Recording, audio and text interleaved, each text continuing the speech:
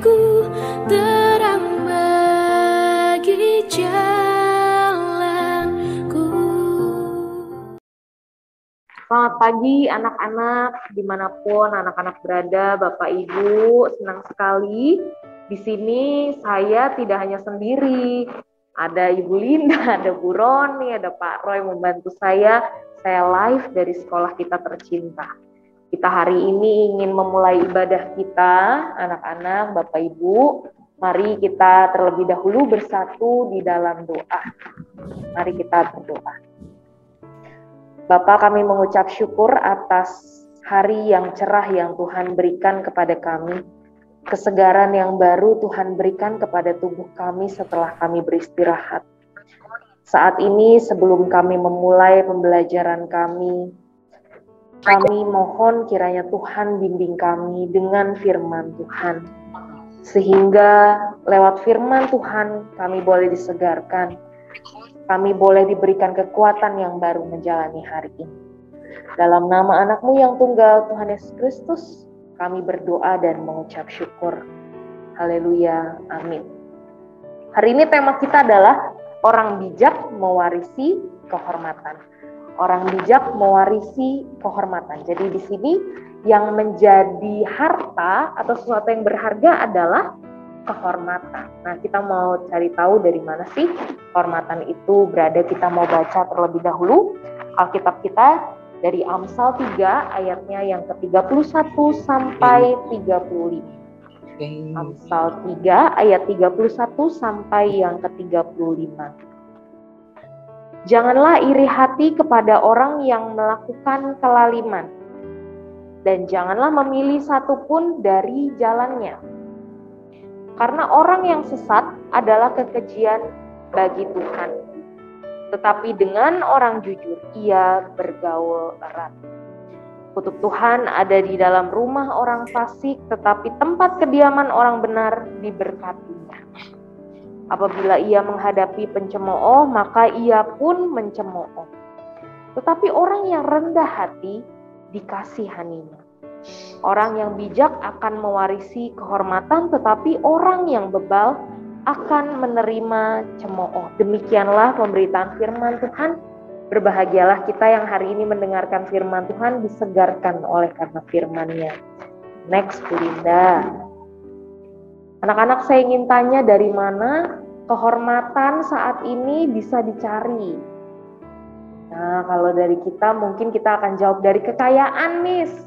Dari kepintaran, dari status, dari jabatan, Miss. Jadi, nanti aku kalau besar, aku mau jadi seorang yang kaya. Aku mau yang statusnya tinggi, aku mau yang jabatannya keren. Gak mau yang biasa-biasa aja. Di sini pasti nggak ada yang cari yang biasa-biasa aja gitu ya, tapi sesuatu yang luar biasa. Karena kenapa? Ingin juga cari kehormatan. Tapi kehormatan kalau zaman now gitu ya, itu biasanya ditentukan, apalagi di dunia media sosial kalian akan cari tuh ya, di Instagram, di TikTok, orang-orang yang kelihatan keren ya, dia punya mobil yang keren-keren ya, dia punya uang cash yang gak habis-habis ya. Dia pinter banget ya, dia keren banget.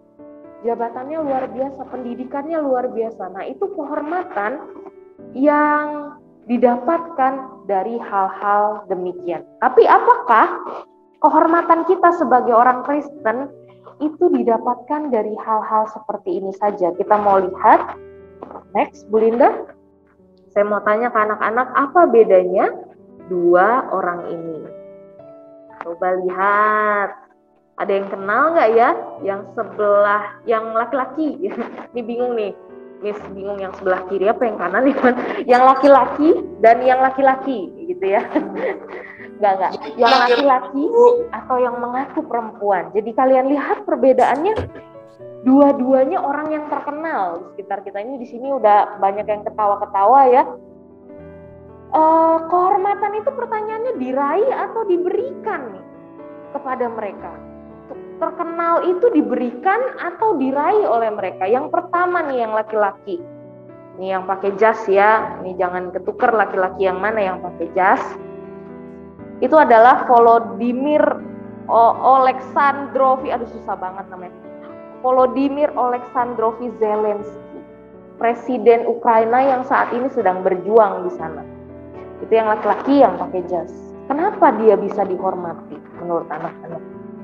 Saat ini banyak sekali berita tentang dirinya, berita juga tentang negaranya yang sedang dicoba diinvasi oleh Rusia. Nah, kenapa dia dihormati oleh banyak orang? Padahal dia dulu pelawak loh.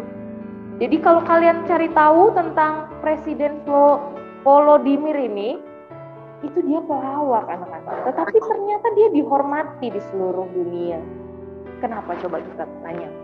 Tapi yang sebelah lagi, yang berpakaian perempuan, dia ini laki-laki juga. Dia pernah menganggap dirinya itu perempuan tulen, perempuan sejati. Dia ingin mendapatkan kehormatan itu. Dia ingin meraih, menggapai kehormatan itu dengan cara apa? Menunjukkan bahwa dirinya benar-benar perempuan, ya. Dia ingin sekali meraih yang namanya kehormatan, tapi ternyata justru bukan kehormatan yang dia dapatkan. Justru cemoohan, tertawa gitu ya, boro-boro dapat kehormatan. Dia akhirnya jadi bulan-bulanan satu bangsa. Anak-anak, dari dua tokoh ini kita belajar loh, kehormatan itu diberikan atau diraih, diusahakan atau diberikan kepada kita. Kita udah pasti tahu jawabannya, bahwa kehormatan itu bukan tanpa sebab. Kehormatan itu nggak bisa diraih begitu rupa. Coba next, Belinda.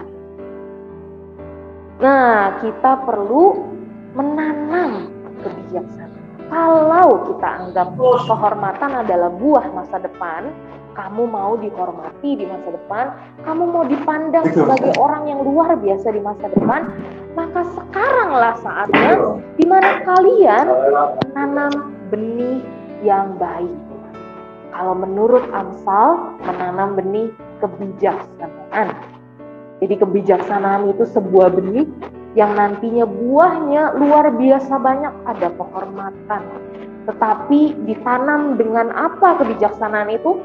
Kalau menurut Amsal ditanam dengan nilai kejujuran, dengan kerendahan hati, dan terutama bedanya kepintaran Amsal, hikmat Amsal dengan kepintaran dunia adalah bagaimana orang yang berhikmat itu taat kepada Allah. Mungkin orang pintar itu ya bisa aja pintar, tapi mereka nggak taat kepada Allah. Jadi mereka bisa melaksanakan hal-hal yang luar biasa gitu ya. Pencurian di bank itu kan orang-orang yang pintar.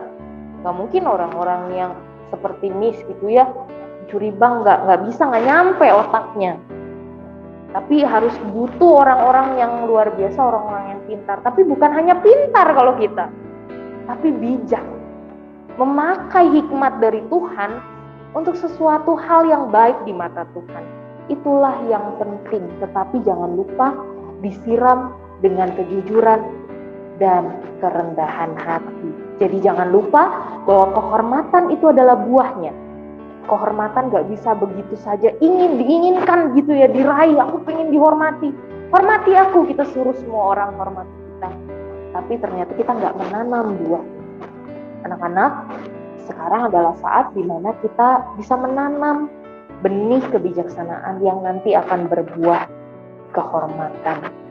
Orang akan memandang kita bukan orang yang ingin dihormati begitu rupa, tapi karena kita punya kebijaksanaan maka bisa dihormati, maka layak untuk dihormati. Maka firman Tuhan hari ini, next. Kalau kita bertanya ke diri kita, apakah saya ingin dihormati? Waspadalah. Bukan hanya kita harus menanam benih kebijaksanaan, tetapi waspadalah. Karena orang-orang yang sibuk mengejar kehormatan ternyata sibuk melakukan hal-hal yang tidak bijak. Itu ada di sekitar kita. Jadi kalau kita ingin dihormati, terlebih dahulu kita waspada. Jangan sampai kehormatan yang kita cari itu kita lakukan dengan hal-hal yang gak bijak, padahal orang lain gak akan menghormati kita, orang lain akan bual-bualan kita gitu ya, akan menjadi, kita tuh jadi bahan bercandaan, boro-boro dihormati. Tapi kalau kita ingin dihormati, jangan lupa untuk menanam kebijaksanaan. Lewat apa? Lewat pembelajaran kita sehari-hari, lewat kerendahan hati, lewat kejujuran. Maka dari itu anak-anak mulai sekarang berdoalah kepada Tuhan. Jangan supaya akan dihormati oleh banyak orang, tetapi berdoalah supaya sedari sekarang Tuhan menanamkan kebijaksanaan. Tuhan menanamkan hikmat kepada kita, sehingga nantinya kita bisa berbuahkan kehormatan. Mari kita bersatu di dalam doa. Kita mau tutup ibadah kita dengan doa.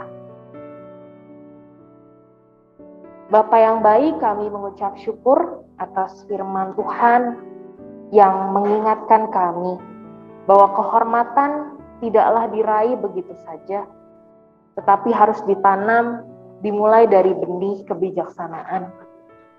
Oleh karena itu, saat ini Tuhan, alih-alih kehormatan, ketenaran, ataupun jabatan, kami mau berdoa Tuhan, supaya nantinya anak-anak Tuhan berikan hikmat, Tuhan berikan kebijaksanaan, yang ditanam bersama dengan kejujuran, ditanam dengan kerendahan hati, supaya berbuahkan hal yang baik, hal yang manis untuk kehendak Tuhan saja.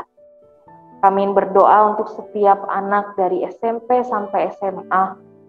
Saat ini juga mungkin ada beberapa yang sedang tidak fit, sedang lemas badannya. Tetapi kami percaya Tuhan yang pulihkan, Tuhan yang sembuhkan kami. Kami pun percaya bahwa Tuhan menyediakan tempat dan waktu yang terbaik buat kami ketika nantinya kami ingin mempersiapkan diri untuk pertemuan tatap muka.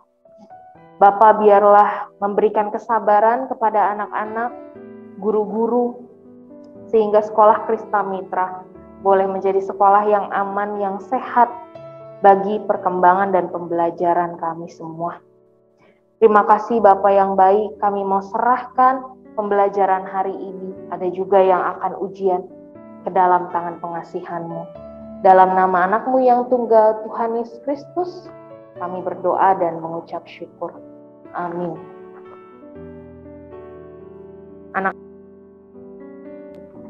Terima kasih anak-anak sudah mengikuti ibadah ini dengan baik. Terima kasih juga untuk guru-guru di sini yang sudah membantu. Kiranya Tuhan memberkati kita.